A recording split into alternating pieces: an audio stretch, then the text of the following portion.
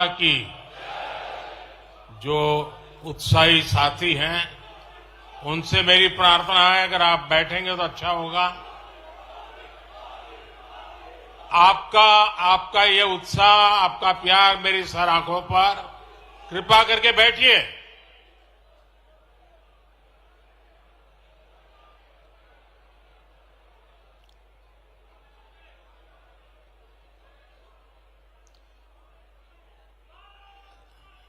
थोड़ी जगह कम पड़ रही है, मेरी सबसे प्रार्थना है, भले नीचे बैठना पड़े लेकिन अगर आप बैठेंगे तो अच्छा होगा।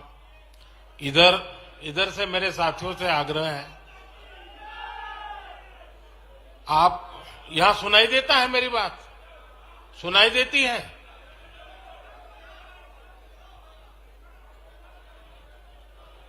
जरा प्रबंधक उस तरफ देखे भाई, जगह नहीं है तो कृपा करके आप कहीं पर भी नीचे बैठ जाइए।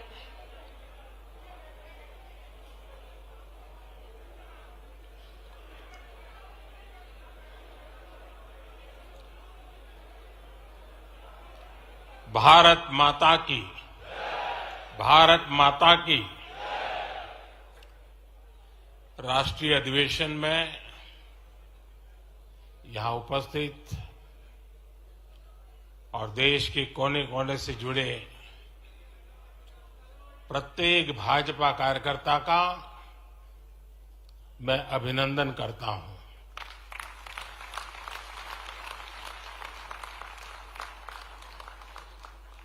भाजपा का कार्यकर्ता साल के हर दिन 24 घंटे देश की सेवा के लिए कुछ न कुछ करता ही रहता है।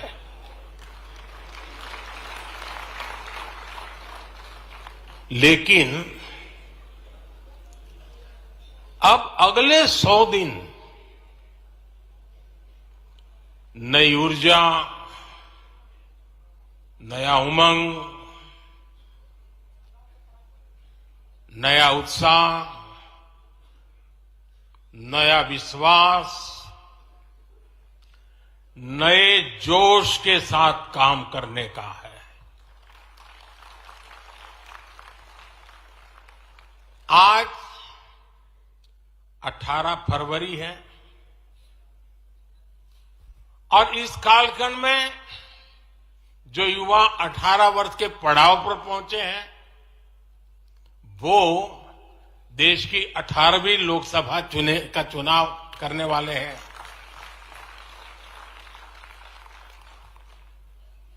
अगले 100 दिन हम सबको जुट जाना है, हर नए वोटर तक पहुंचना है, हर लाभार्थी तक पहुंचना है, हर वर्ग, हर समाज, हर पंथ, परंपरा, सब लोगों के पास पहुंचना है। हमें सबका विश्वास हासिल करना है और जब सबका प्रयास होगा तो देश की सेवा के लिए सबसे ज्यादा सीटें भी बीजेपी को ही मिलेगी।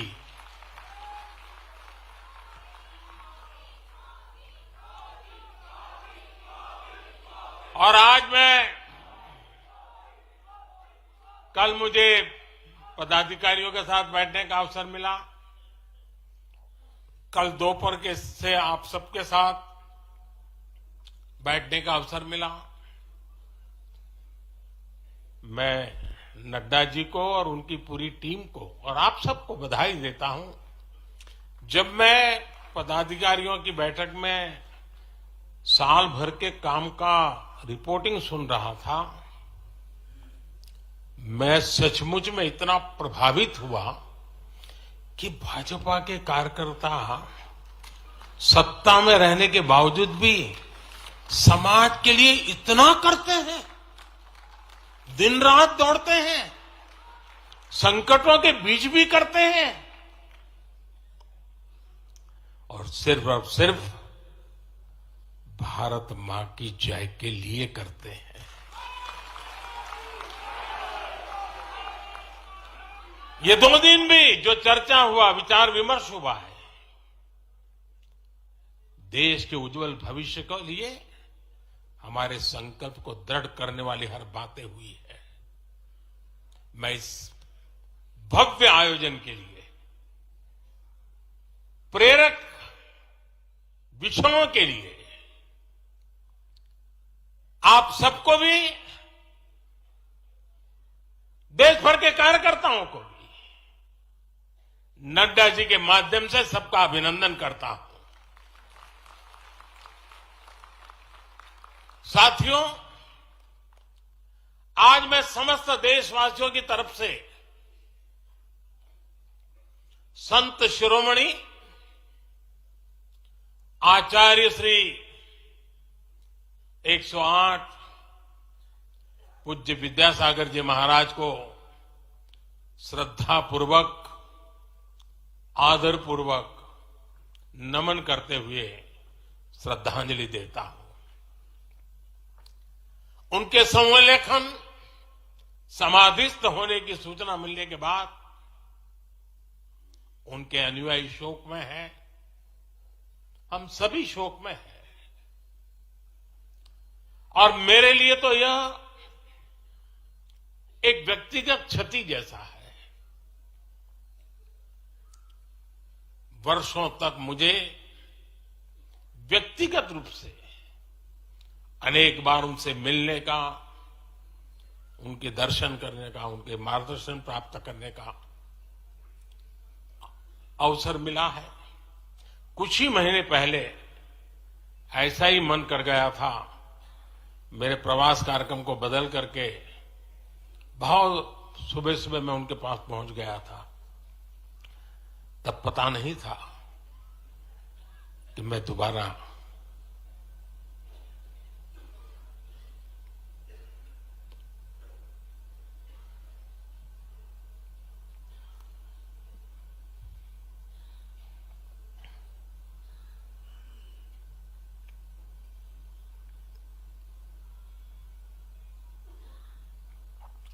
उनके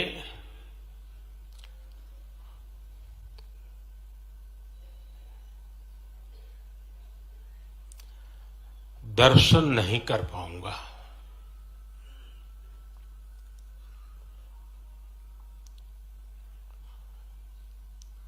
ये मेरा सौभाग्य रहा है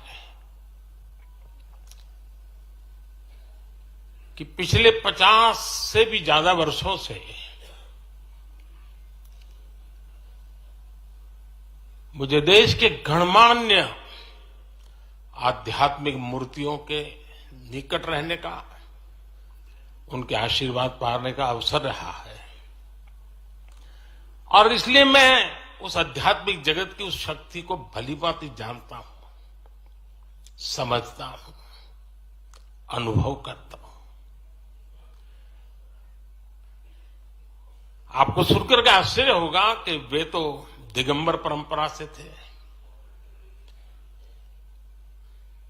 उनका जीवन कैसा होता है हम जानते हैं, लेकिन शायद ही कोई ऐसी महत्वपूर्ण घटना ऐसी नहीं होगी या मेरी तरफ से कुछ महत्वपूर्ण किसी काम में मेरा संबंध आया हो, 24 घंटे के भीतर भीतर उसका एनालिसिस करके मुझे उनका संदेश आता था। यानी कितने जागरूक थे।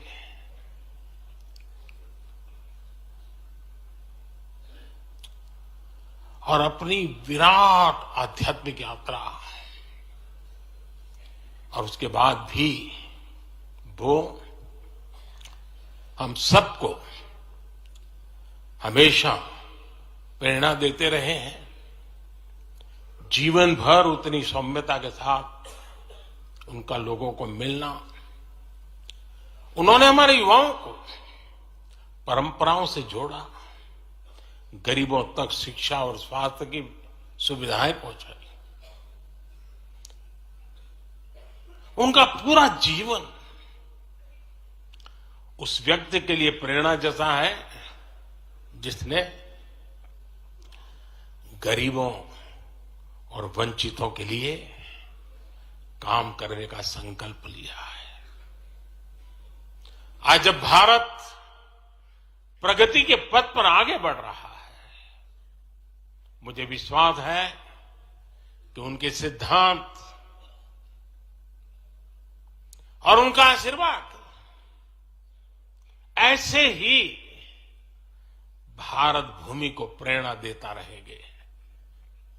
साथियों, पिछले 10 वर्षों में भारत ने जो गति हासिल की है, बड़े लक्ष्यों को प्राप्त करने का जो हौसला पाया है, यह अभूतपूर्व है साथियों। और इसलिए नहीं कि मैं कह रहा हूं, दुनिया गाजे बाजे के साथ बोल रही है।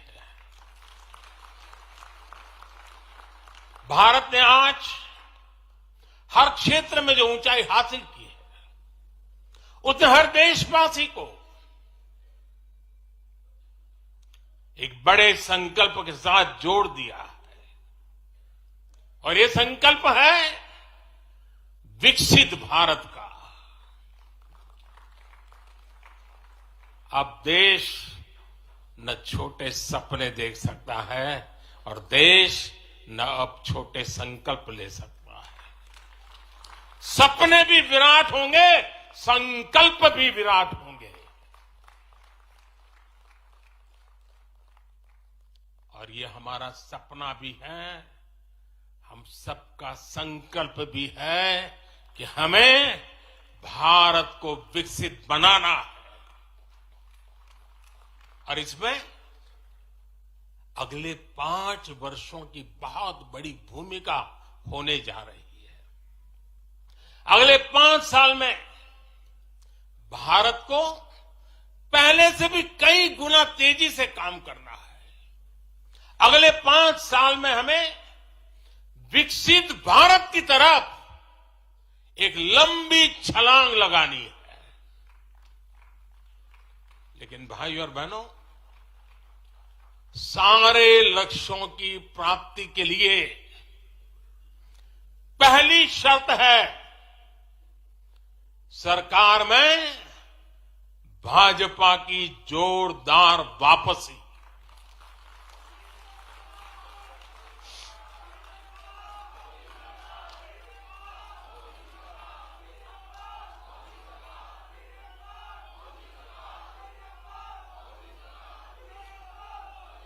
आज विपक्ष के नेता भी एनडीए सरकार 400 पार के नारे लगा रहे हैं।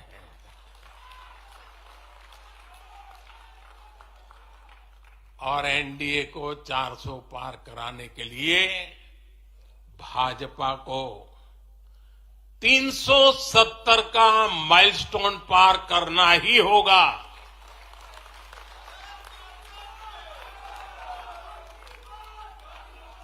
साथियों, कई बार लोग मुझसे कहते हैं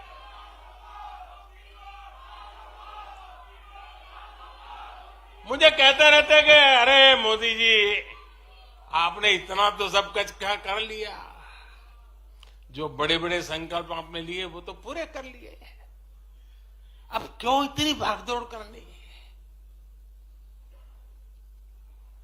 साथियों, पूरा देश मानता है 10 साल का बेदाग कार्यकाल और 25 करोड़ लोगों को गरीबी से बाहर निकालना ये सामान्य उपलब्धि नहीं है।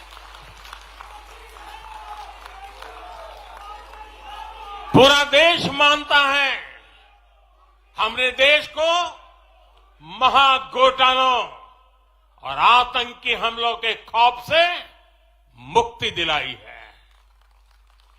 पूरा देश मानता है हमने गरीब और मिडिल क्लास का जीवन बेहतर करने का प्रयास किया है। लेकिन जो लोग सोचते हैं कि बहुत हो गया, ऐसा सोचने वालों को मैं एक पुरानी घटना जरूर बताना चाहूंगा। एक बार एक बहुत बड़े नेता मुझे मिले मेरे प्रधानमंत्री पद के दूसरे कार्यकाल पे। बोले, मोदी जी, प्रधानमंत्री बनना बहुत बड़ी बात है, आप बन गए। आपने इतने दशकों का संगठन का भी काम कर लिया, मुख्यमंत्री के रूप में भी इतना लंबा समय रह चुके, प्रधानमंत्री में भी दोबारा आ गए। अब इतना काम पा लिया है, अब तो थोड़ा बैठो, आराम करो, बहुत कर लिया। ये उन्होंने मुझे कहा था। उनकी वो भावना राजनीति के पुराने अनुभवों से थी। लेकिन साथियों, हम राजनीति के लिए नहीं, राष्ट्र नीति के लिए निकले हैं। हम तो छत्रपति शिवाजी महाराज को मानने वाले लोग हैं। जब छत्रपति शिवाजी महाराज का राज्याभिषेक हुआ तो उन्होंने ये नहीं किया कि अब तो छत्रपति बन गए, सत्ता मिल गई तो चलो उसका आनंद लो। उन्होंने अपना मिशन जारी रखा। ऐसे ही उनसे प्रेरणा लेकर के मैं अपने सुख वैभव के लिए जीने वाला व्यक्ति नहीं हूं। मैं बीजेपी सरकार का तीसरा टर्म सत्ता भोग के लिए नहीं मांग रहा हूं। मैं राष्ट्र का संकल्प लेकर निकला हुआ व्यक्ति हूं। अगर मैं अपने घर की ही चिंता करता तो आज करोड़ों गरीबों के घर नहीं बना पाता। मैं देश के करोड़ों बच्चों के भविष्य के लिए जीता हूं, जागता हूं, जूझता रहता हूं। देश के करोड़ों युवाओं, करोड़ों बहनों बेटियों, करोड़ों गरीबों का सपना ही मोदी का संकल्प है।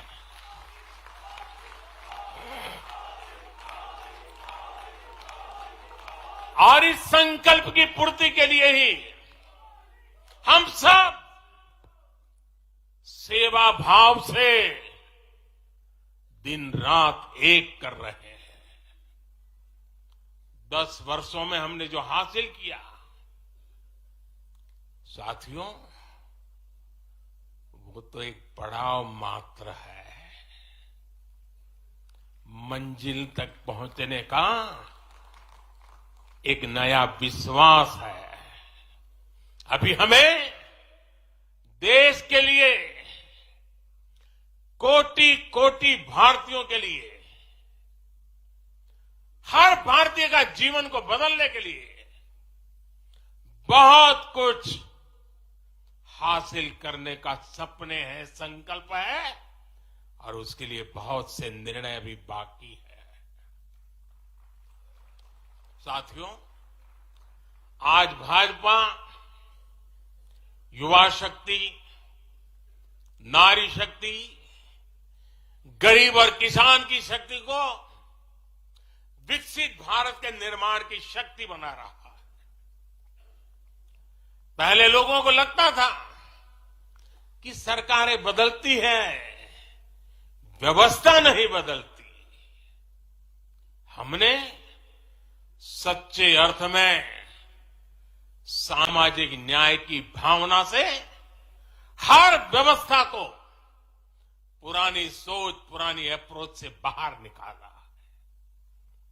जिनको किसी ने नहीं पूछा, हमने उन्हें पूछा है। इतना ही नहीं, हमने उसको पूजा है। आदिवासियों में भी सबसे पिछड़ी जनजातियों को पहले किसी ने नहीं पूछा। हमने उनके लिए पीएम जनमन योजना बनाई।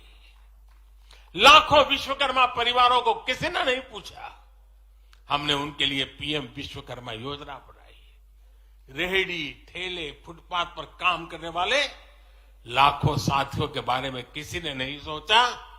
हमने उनके लिए पीएम स्वनिधि योजना बनाई। साथियों, पहले की सरकारों ने महिलाओं के हितों की, उनके जीवन में आ रही परेशानियों की भी कभी चिंता नहीं की। हमारे यहां बेटियों को गर्भ में ही मार डालने की कितनी विराट समस्या थी। हमने इसके लिए सामाजिक चेतना, साथ साथ कड़े कानून दोनों का सहारा लिया। पहली बार देश में बेटी बचाओ बेटी पढ़ाओ जैसा एक जन आंदोलन चला, जिसका एक बहुत ही सार्थक प्रभाव हुआ। हमने बालिकाओं के, महिलाओं के पोषण पर विशेष बल दिया। हमने पोषण अभियान चलाया ताकि गर्भवती महिलाओं को उचित मदद मिल सके।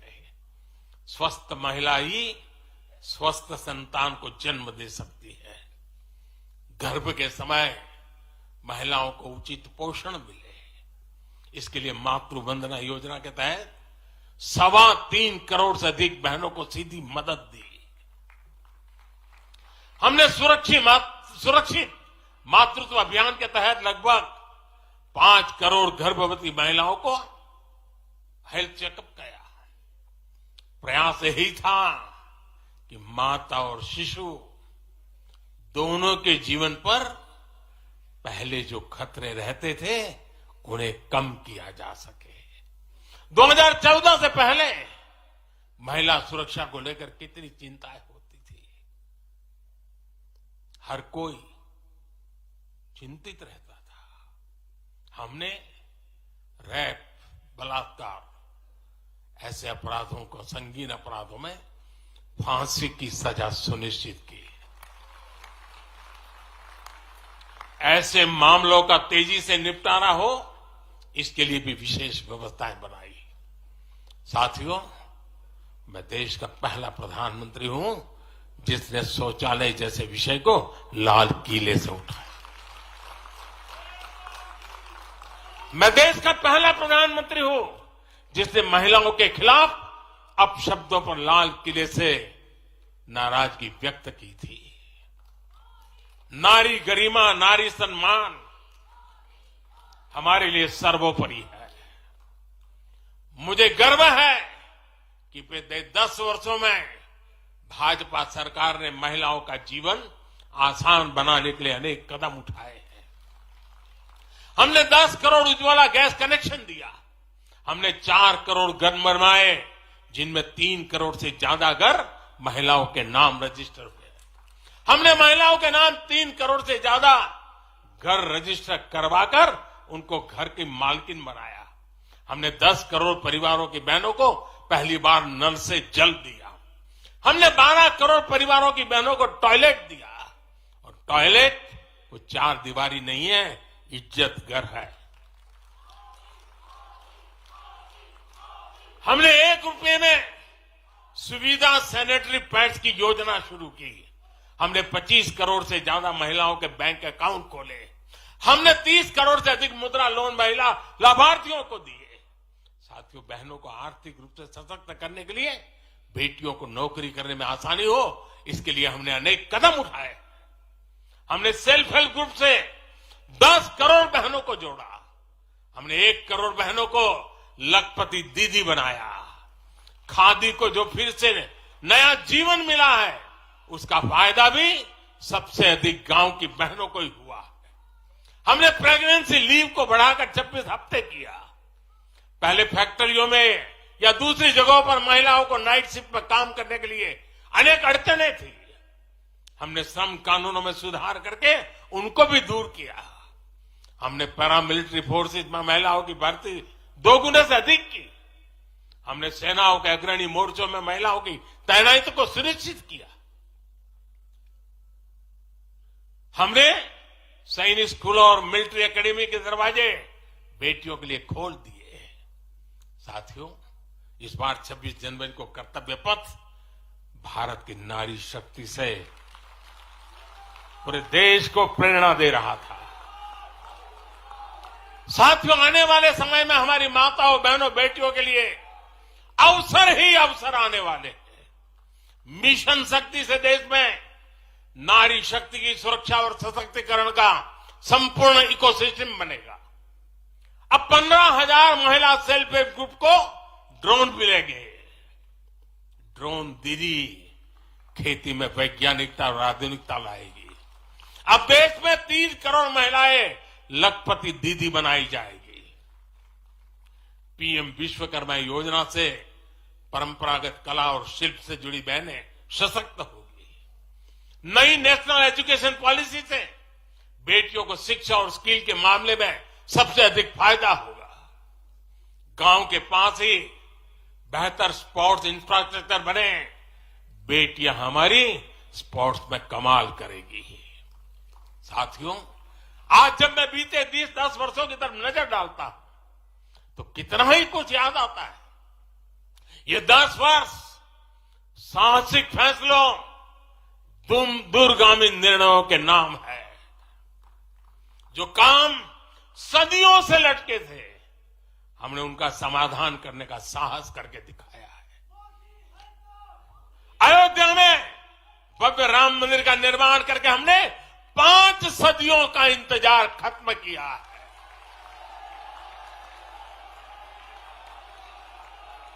गुजरात के पावागढ़ में 500 साल बाद धर्म ध्वजा फहराई गई है। 7 दशक बाद हमने करतारपुर साहब राहदारी खोली है। 7 दशक के इंतजार बाद देश को आर्टिकल 370 से मुक्ति मिली है। लगभग 6 दशक बाद राजपथ कर्तव्य पथ के नए स्वरूप में सामने आया है। 4 दशक बाद आखिरकार 1 रैंक 1 पेंशन की मांग पूरी हुई है। 3 दशक बाद आखिरकार देश को नई राष्ट्रीय शिक्षा नीति मिली है।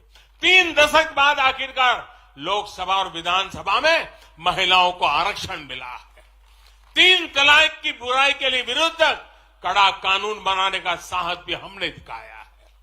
दशकों से नए संसद भवन की जरूरत महसूस हो रही थी, उसे हमने ही पूरा किया। ये प्रत्येक भाजपा कार्यकर्ता का सौभाग्य है कि वैसी अनेक सिद्धियों का निमित्त बन सके। साथियों, कोई भी देश हो, वो अपना भविष्य तभी संवार सकता है जब वह अपने इतिहास को सहज कर रखता है। बीते वर्षों में भारत ने अपने इतिहास को सहेजा भी है, संवारा भी है। हमने नेशनल वॉर मेमोरियल का निर्माण किया। हमने राष्ट्रीय पुलिस स्मारक बनाई। हमने अंडमान में नेताजी सुभाष और परमवीर चक्र विजेताओं के नाम पर द्वीपों का नामकरण किया। हमने दांडी में नमक सत्याग्रह का आधुनिक स्मारक का निर्माण किया। हमने बाबा साहब आंबेडकर से जुड़े पंच तीर्थ को विकसित किया। हमने रांची में भगवान बिरसा मुंडा की स्मृति में म्यूजियम बनाया। सरदार पटेल को समर्पित स्टैच्यू ऑफ यूनिटी हमारे कार्यकाल में बनी। 31 अक्टूबर को राष्ट्रीय एकता दिवस हमारी सरकार ने घोषित किया। 15 नवंबर को जनजातीय गौरव दिवस के रूप में घोषित करने का अवसर हमें मिला। 14 अगस्त को विभाजन विभीषिका दिवस के रूप में याद करने का निर्णय हमारी सरकार ने लिया। 26 दिसंबर को हमने साहिबजादों की स्मृति में वीर बाल दिवस घोषित किया। 26 नवंबर को संविधान दिवस घोषित करने का फैसला भी हमारी सरकार ने किया और 21 जून को संयुक्त राष्ट्र ने इंटरनेशनल योगा डे भी हमारी ही सरकार के प्रयासों से घोषित किया। साथियों, विपक्ष के हमारे दल भले ही योजनाओं को पूरा करना न जानते हो, लेकिन झूठे वादे करने में इनका कोई जवाब नहीं रहा है। बावजूद इसके आज एक वायदा करने से ये सारे राजनीतिक दल घबराते हैं। एक भी राजनीतिक दल के मुंह से नहीं सुना होगा आपने, जो वायदा हम कर रहे हैं ना, इसका जिक्र तक करने का उनमें सामर्थ्य नहीं है।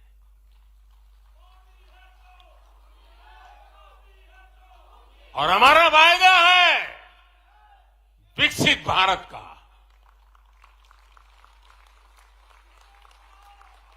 इन लोगों ने स्वीकार कर लिया है कि ये लोग भारत को विकसित नहीं बना सकते। सिर्फ और सिर्फ बीजेपी ही ऐसी पार्टी है, एनडीए ही ऐसा एक गठ है जिसने इसका सपना देखा है। हम मिशन मोड पर भारत को 2047 तक देश जब आजादी के 100 साल मनाएगा, हम भारत को विकसित देश बनाने के लिए काम कर रहे हैं। हमने तीसरे टर्म में भारत को दुनिया की तीसरी बड़ी आर्थिक ताकत बनाने का संकल्प लिया है और ये मोदी की गारंटी है।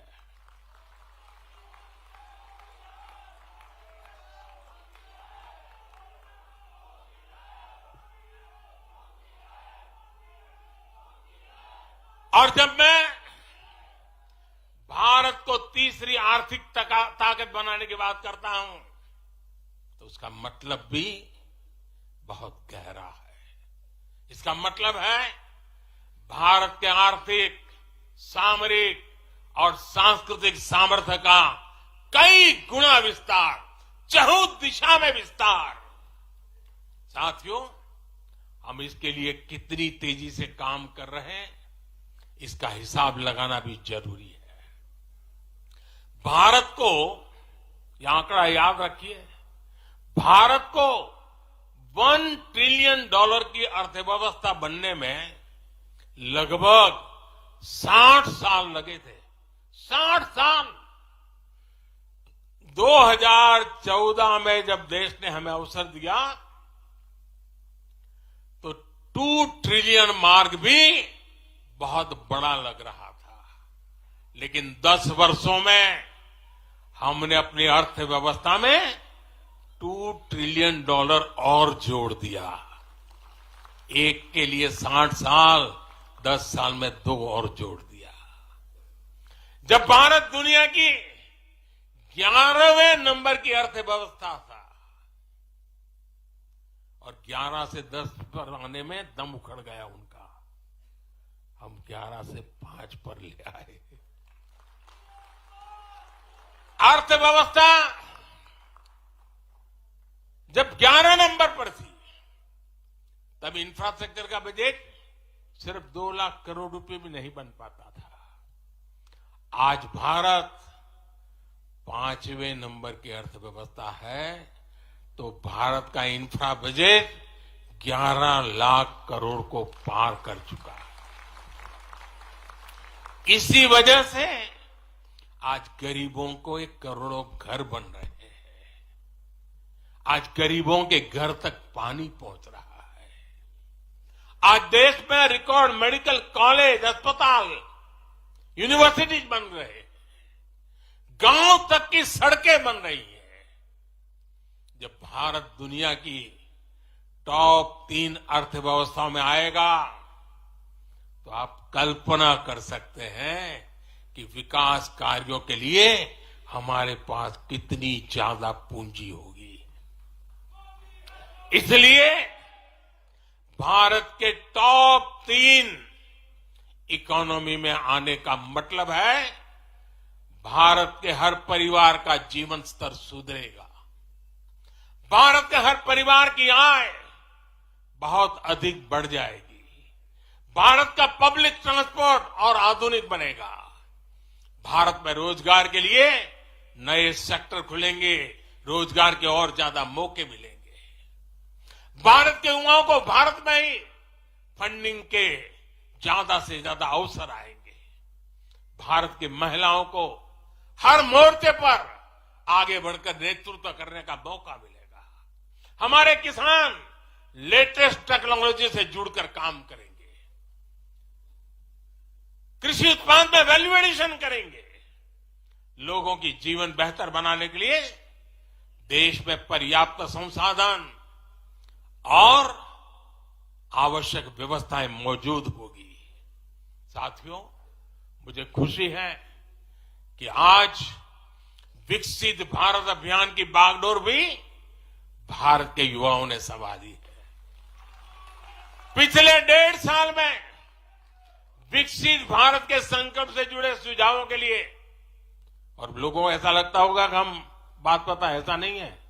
इस पर हम 1.5 साल से चुपचाप काम कर रहे हैं। सरकार की मशीनरी को लगाया है और आपको जानकर के खुशी होगी, अब तक 15 लाख लोगों से ज्यादा लोगों ने विकसित भारत कैसा हो, रोडमैप कैसा हो, इनिशिएटिव कैसे हो, नीतियां कैसी हो, इसमें विचार विमर्श हुआ है। लोगों ने अपने आइडिया दिए हैं और आपको जानकर के और खुशी होगी, इन 15 लाख में से आधे से ज्यादा वो लोग हैं जिनकी उम्र 35 से कम है। पूरी युवा सोच के साथ हम आगे बढ़ रहे हैं। इन लाखों युवाओं ने विकसित भारत का रोडमैप सुझाया है। साथियों, युवा ऊर्जा से भरा हुआ भारत आज अपने लिए बड़े लक्ष्य तय कर रहा है, और जो लक्ष्य तय करता है अपनी आंखों के सामने उसे प्राप्त भी करता है। हम 2029 में 2029 में भारत में यूथ ओलंपिक के लिए तैयारी कर रहे हैं। हम 2036 में भारत ओलंपिक खेलों की मेजबानी करे, इसके लिए काम कर रहे हैं। हम 2030 तक हमारी रेलवे को नेट जीरो टारगेट पर लाकर के कार्बन मुक्त करने की दिशा में काम कर रहे हैं। हम 2030 के बजाय अपनी टारगेट डेट से 5 साल पहले ही पेट्रोल में 20% इथेनॉल ब्लेंडिंग का लक्ष्य भी हासिल कर लेंगे।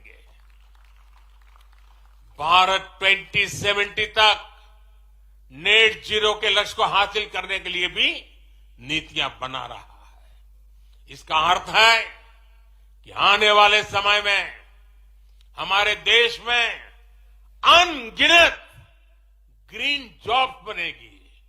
साथियों, विकसित भारत वो नहीं होगा जिसका भविष्य भाग्य के भरोसे हो। इसलिए दूसरे देशों पर भारत की निर्भरता को हम तेजी से कम कर रहे हैं। इसलिए हम देश के लिए बड़े लक्ष्य बना रहे हैं और उनके लिए योजनाबद्ध तरीके से काम भी कर रहे हैं। भविष्य में हम एक ऐसा भारत देखेंगे जिससे लाखों करोड़ रुपए का खाद्य तेल बाहर से लाने की जरूरत नहीं होगी। हमारे पाम ऑयल मिशन की मदद से हमारे किसान इतने सशक्त हो जाएंगे कि वो देश के पैसों की बचत कर सके। बीते कुछ वर्षों में दलहन, तिलहन और श्री अन्न के लिए विशेष नीतियां बनाई हैं, जिससे छोटे छोटे किसानों को मदद हो रही है। भविष्य में भी हमारे किसानों को इनसे और लाभ मिलेगा। किसानों के भविष्य को सुरक्षित करने के लिए हमने देश के कोने कोने में अमृत सरोवर अभियान भी शुरू किया। आजादी का अमृत महोत्सव, हम बहुत कुछ कर सकते थे। हम दिल्ली के अंदर कोई एक बड़ा ताबूत खड़ा कर देके नाम लिखवा सकते थे कि आजादी के अमृत काल में मोदी जी ये बना के गए। हमने आजादी के अमृत वर्ष को जन आंदोलन बनाया और काम क्या किया? तालाब बनाए। हर गांव में जब तालाब बनते हैं ना, वो किसान को सुरक्षित करते हैं, शुद्ध पानी की गारंटी देते हैं, जमीन उर्वरक बना देते हैं। लंबे भविष्य को सोच करके ऐसे काम हम करते हैं। और इस अभियान के तहत देश में अब तक 60,000 से ज्यादा नए सरोवर बनाए जा चुके हैं।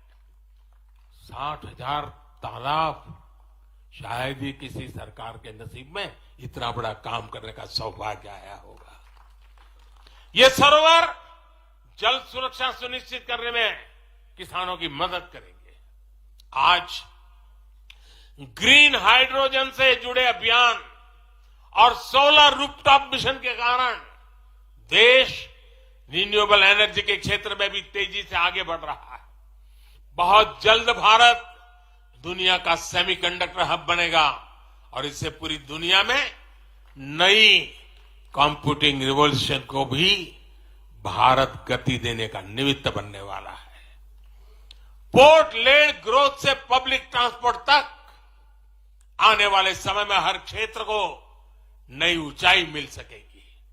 साथियों, भाजपा आज देश का एकमात्र दल है जो एक भारत श्रेष्ठ भारत की भावना के प्रति इतना आग्रही भी है और इतना समर्पित भी है। मैं पिछले महीने के अपने अनुभवों को भी कभी भूल नहीं सकता। इस दौरान मुझे भगवान श्री राम से जुड़े कई स्थानों में भ्रमण करने का अवसर मिला। मेरा 11 दिन का अनुष्ठान चल रहा था। उस अनुष्ठान के दरमियान मैं नासिक, लेपाक्षी, त्रिप्रयार, श्रीरंगम, रामेश्वरम, धनुषकोडी, मैं इन जगहों पर एक सामान्य साधक के तौर पर गया था। इस दौरान मुझे दक्षिण भारत के विभिन्न क्षेत्रों में लोगों से जो स्नेह मिला, आशीर्वाद मिले, मैं उसका शब्दों में बयान नहीं कर सकता और पॉलिटिकल पंडितों के पैरामीटर में कभी आ भी नहीं सकता है। जब मैं सड़कों से गुजर रहा था, लोग अपने वचन से, अपने भावों से मुझ पर अपना आशीर्वाद बरसा रहे थे। इस दौरान मुझे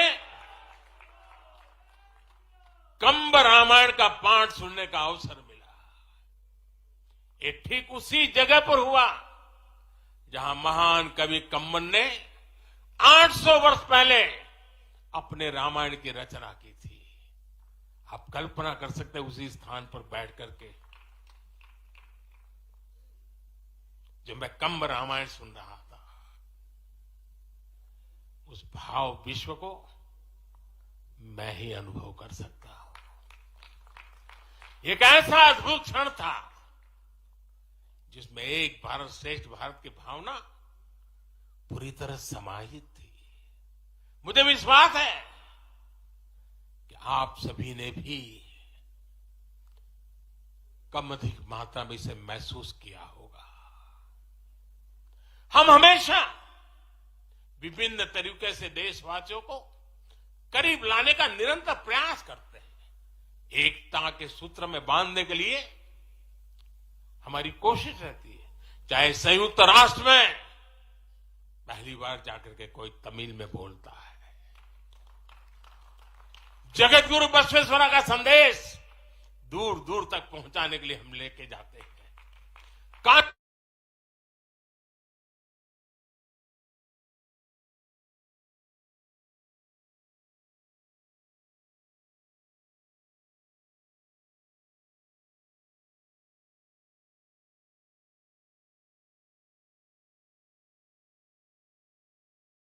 तो दिल्ली को इस देश नहीं मानते, हम हर राज्य में लेकर के जाते हैं।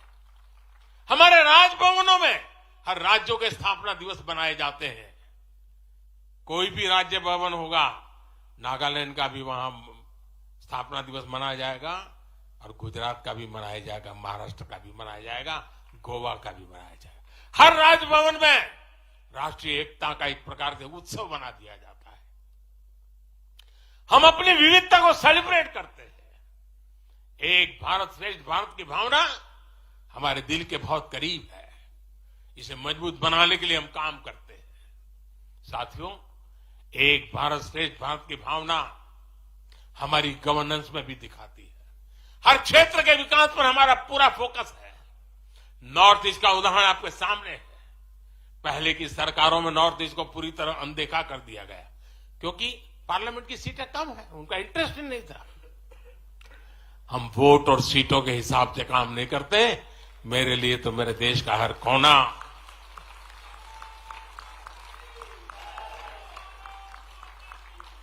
समृद्ध हो, विकसित हो, ये हमारा भाव है। आज चाहे सियाचिन हो या फिर देश के आकांक्षी जिले हो, कोई हमसे दूर नहीं है। वो गांव जिन्हें पहले आखिरी गांव कहा जाता था, हमारे लिए देश के वो पहले गांव बन गए। और मेरे सारे कैबिनेट के मंत्री उन गांवों में रात बिता करके आए। कुछ मंत्रियों को तो -15 डिग्री में रात को रुकना पड़ा वहां, क्योंकि हम आत्मसात करना चाहते हैं। हमारे लिए देश का हर हिस्सा महत्वपूर्ण है, हर हिस्से पर हमारा फोकस है। साथियों, जो भी राजनीति में दिलचस्पी रखता है और जिसके लिए लोकतांत्रिक मूल्य प्रमुख रहते हैं, वो भी अगर न्यूट्रल है तो पब्लिकली हमारी प्रशंसा करते हैं, न्यूट्रल नहीं है तो खानगी में तो कर ही देते हैं। इसकी एक बड़ी वजह है, हमने समय के साथ खुद को सकारात्मकता के साथ बदलने का प्रयास किया है। हमने अपनी राजनीतिक व्यवस्था को नए और आधुनिक विचारों के लिए खुला रखा है। आजादी के बाद वर्षों तक जिन्होंने हमारे देश पर शासन किया, उन्होंने एक व्यवस्था बना दी थी। उस व्यवस्था में कुछ बड़े परिवारों के लोगों को ही सत्ता के केंद्र में रहे, उनके आसपास रहने वाले लोगों को ही राजनीतिक ताकत मिलती रही। अहम पदों पर परिवार के करीबियों को ही आगे बढ़ाया गया। हमने इस व्यवस्था को भी बदल दिया। हमने नए लोगों को मौका दिया कि वो हमारी व्यवस्था का हिस्सा बने और परिणाम ला करके दिखाएं। इससे व्यवस्था में नयापन आया और इसका लोकतांत्रिक स्वरूप कायम रहा। हमारी कैबिनेट में रिकॉर्ड संख्या में नॉर्थ ईस्ट के मंत्री हैं। नागालैंड से पहली बार एक महिला राज्यसभा में सांसद बन गई है। हमें गर्व है कि हमने पहली बार त्रिपुरा के व्यक्ति को काउंसिल ऑफ मिनिस्टर्स के अंदर स्थान दिया है। पहली बार हमारी सरकार में अरुणाचल प्रदेश को कैबिनेट मिनिस्टर मिला। पहली बार गुर्जर मुस्लिम को राज्यसभा के लिए नॉमिनेट किया गया। हमारी सरकार में ही गोवा से कैबिनेट मंत्री बनाया गया। हमें गर्व है कि हम बीजेपी के एक ऐसी संस्कृति का हिस्सा है जो मंत्रालय में रिकॉर्ड ओबीसी प्रतिनिधित्व सुनिश्चित किया जाता है। अमित भाई ने इसका विस्तार से वर्णन किया, इसलिए मैं ज्यादा उसके ऊपर नहीं कहना चाहता हूं। साथियों, हमारी सरकार सबके लिए, सबका साथ, सबका विकास हमारे काम से ही झलकता है। हमें गर्व होता है जब करतारपुर साहिब कॉरिडोर के द्वारा लाखों सिख श्रद्धालुओं की आध्यात्मिक इच्छाएं पूरी होती है।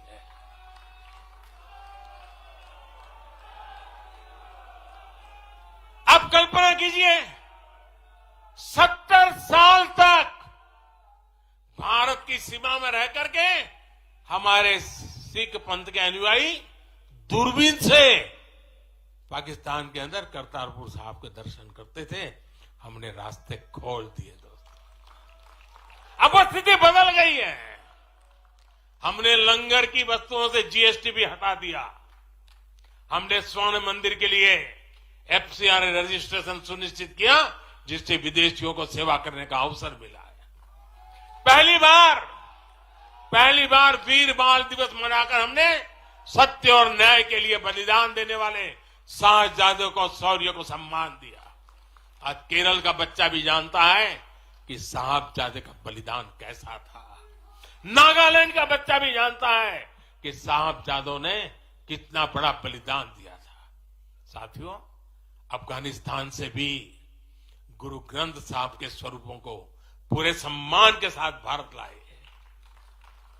इसके साथ ही हमारी सरकार ने हज की प्रक्रिया में सुधार करके यात्रा को सुविधाजनक बनाया। आज बिना महरम के हज करना भी संभव हुआ है। इससे महिलाओं के लिए भी हज करना आसान हुआ और हजारों महिलाएं गई। साथियों, 2014 में जब मैंने शपथ ली तो हमारे कई आलोचक कहते थे, मोदी जी एक राज्य के बारे उनका क्या अनुभव है। इतना बड़ा देश, इतनी बड़ी दुनिया, ये मोदी क्या करेगा, कैसे करेगा। ठीक है, गुजरात चलाया होगा, लेकिन वो सब सोच लें, देख लें, विदेश नीति को लेकर बड़ी बड़ी बातें कही जाती थी। अभी मैं कुछ दिन पहले ही यूएई और कतर से जाकर के आया हूं। तमाम देशों से हमारे रिश्ते कैसे मजबूत हैं, ये आज दुनिया देख रही है। आज पश्चिमी एशिया के देशों से हमारे संबंध अब तक की सबसे मजबूत स्थिति में है। 2015 में जब मैं यूएई गया था पहली बार, आप हैरान हो जाएंगे, मेरे पहले 34 साल तक देश का प्रधानमंत्री वहां नहीं गया था। सोचिए किस तरह हमने उस पूरे क्षेत्र को छोड़ रखा था। कांग्रेस की सरकारें पूरे वेस्ट एशिया को सिर्फ पाकिस्तान के संदर्भ में देखा करती थी। उन्हें भारतीयों की शक्ति और उनके विश्वास पर भरोसा ही नहीं था। लेकिन आज भारत इस क्षेत्र से संबंधों का नया अध्याय लिख रहा है। पहले लोग सोचते थे कि बस तेल का इंपोर्ट कर लेते हैं और यहां से कुछ लेबर भेज देते हैं ताकि उनको रोजी रोटी मिल जाए। लेकिन अब ऐसा नहीं है। आज ट्रेड, टेक्नोलॉजी, टूरिज्म, ऐसे अनेक क्षेत्रों में हमारे संबंध बहुत बेहतर हैं और हम निरंतर विकास कर रहे हैं। यहां तक कि अरब के 5 देशों ने मुझे अपना सर्वोच्च सम्मान तक दिया है। यह सम्मान मोदी का नहीं है, 140 करोड़ भारतीयों के सामर्थ्य का सम्मान है। और भाइयों बहनों, विदेश नीति के जो भी जानकार हैं, वो विदेश से मिले हर संकेत भी पकड़ ले रहे होंगे। आज अलग अलग देशों में सत्ता और विपक्ष के दल ये खुलकर मानते हैं कि भारत के सशक्त होने से पूरी दुनिया का हित होने वाला है। ये पूरी दुनिया मानने लगी। आज हर महाद्वीप में भारत का सम्मान, भारत की ताकत बढ़ रही है। हर देश भारत से गहरे संबंध बनाने पर जोर दे रहा है। और इन सब के बीच कोई देश हमारी सरकार से बातचीत के लिए, आप जानकर के हैरान होंगे, अभी तो चुनाव बाकी है, लेकिन मेरे पास जुलाई, अगस्त, सितंबर के डेट पड़े हुए निमंत्रण दे करके। इसका अर्थ क्या है? इसका अर्थ है कि दुनिया के विभिन्न देश भी बीजेपी की सरकार की वापसी को लेकर पूरी तरह आश्वस्त है। वो भी जानते हैं, दुनिया का हर देश जानता है, दुनिया की हर शक्ति जानती है, आएगा तो साथियों, कांग्रेस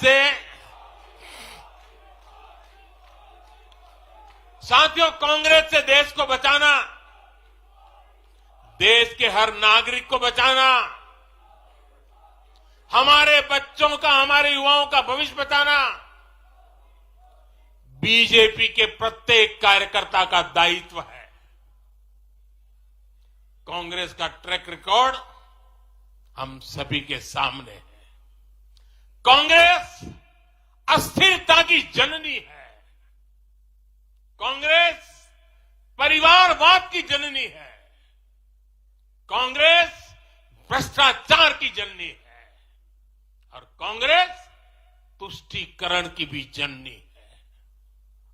70 के दशक में जब देश में कांग्रेस के विरुद्ध गुस्सा बढ़ना शुरू हुआ, तो खुद को बचाने के लिए उसने अस्थिरता का सहारा लिया।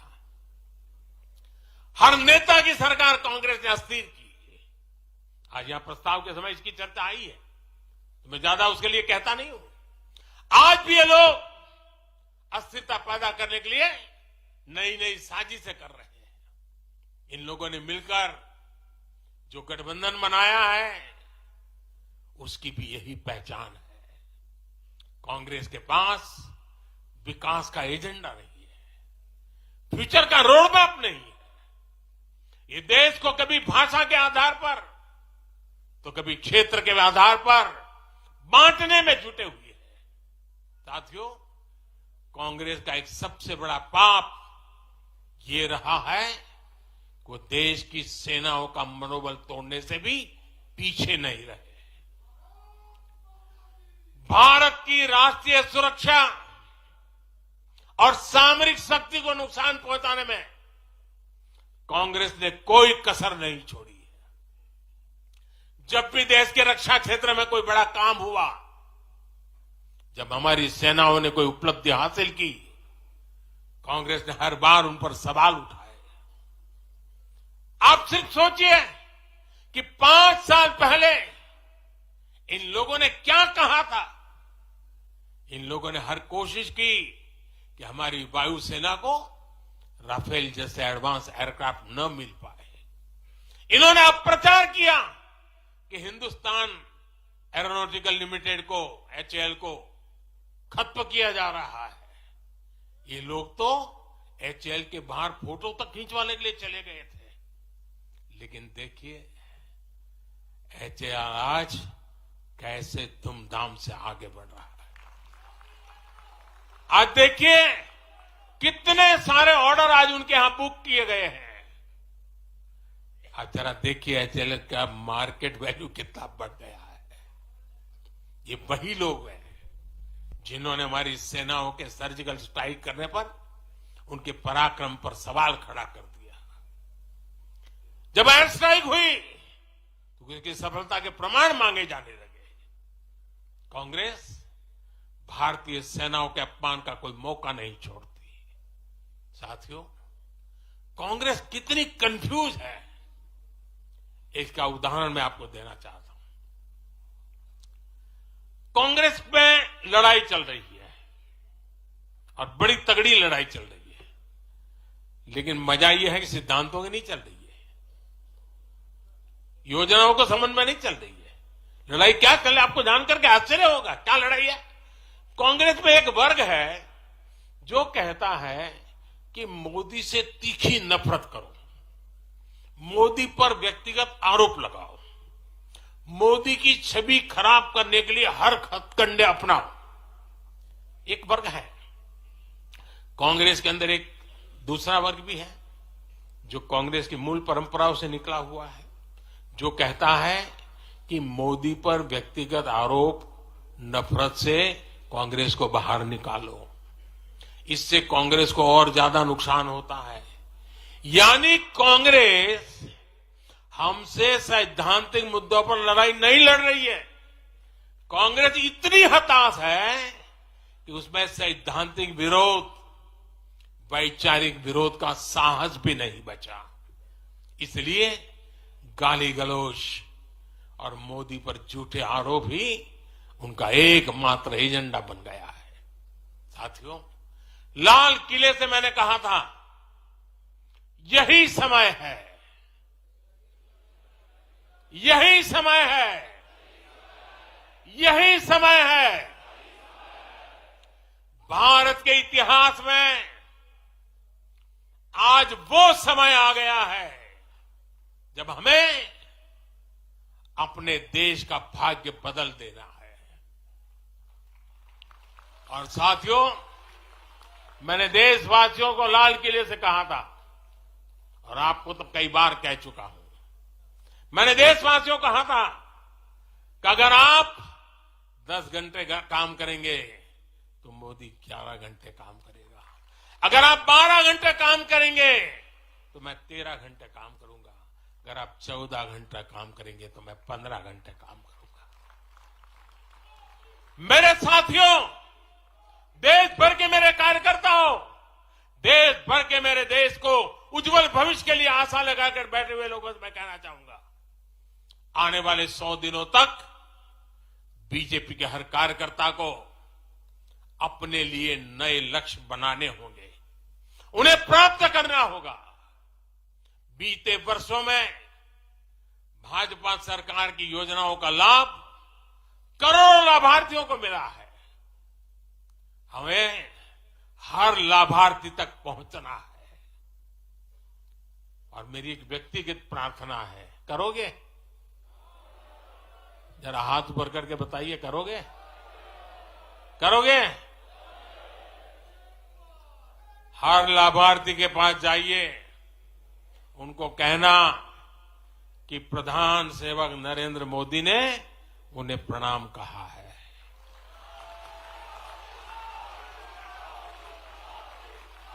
और इसमें आपको नमो ऐप से भी बहुत मदद मिलेगी। आप नमो ऐप के जरिए मेरा प्रणाम और मेरी चिट्ठी उन लाभार्थियों तक जरूर पहुंचाएंगे। किसी भी बूथ में एक भी फर्स्ट टाइम वोटर ऐसा ना हो जिस तक बीजेपी का कार्यकर्ता पहुंचा ना हो। आपको उन्हें पिछले 10 वर्षों के काम और आने वाले 5 वर्षों के प्लान, इसके विषय में जरूर बताना है। मैं आपको उन्हें नमो ऐप पर विकसित भारत का ब्रांड एम्बेसडर बनाने के लिए हमें उसको जोड़ना है। वो हमारा एम्बेसडर है। मतदान के दिन इन सभी मतदाताओं को बूथ पर लाकर हमें कमल निशान पर मतदान करवाना है और जहां एनडीए के साथी हो उनके निशान पर मतदान करवाना है। साथियों, हमें याद रखना है, हमें सिर्फ सरकार बनाने के लिए लोगों को नहीं जोड़ना, बल्कि देश बनाने के लिए भी तो लोगों को जोड़ना है। जो किसी भी कारण से अभी भी भाजपा से दूर है, उन तक हमें पहुंचना है। सबका साथ, सबका विकास ही हमारा मंत्र है। हमारे स्वतंत्रता सेनानियों ने जो सपने देखे थे, अब उन्हें पूरा करने का समय आ गया है। और इसके लिए भाजपा जरूरी है। इसके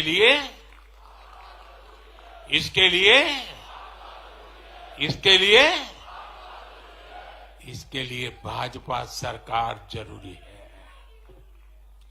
आज देश की जनता कह रही है, भ्रष्टाचार पर सख्त कार्रवाई होती रहे, इसलिए महंगाई पर लगाम लगी रहे, इसलिए देश के दुश्मनों में डर बना रहे, इसलिए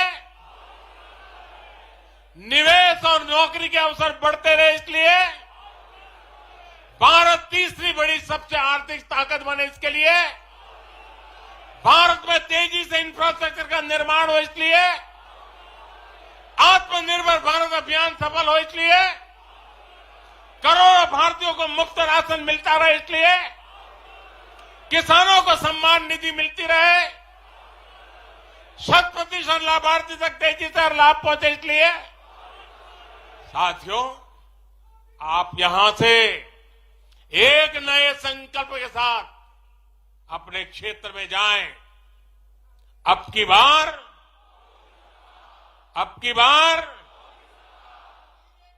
400 पार, अब की बार इस मिशन पर हमें जुट जाना है। आप सबको मेरी तरफ से अनेक अनेक शुभकामनाएं हैं। मेरे साथ बोले, भारत माता की, भारत माता की, भारत माता की। मैं समझता हूं अभी वंदे मातरम होने वाला है।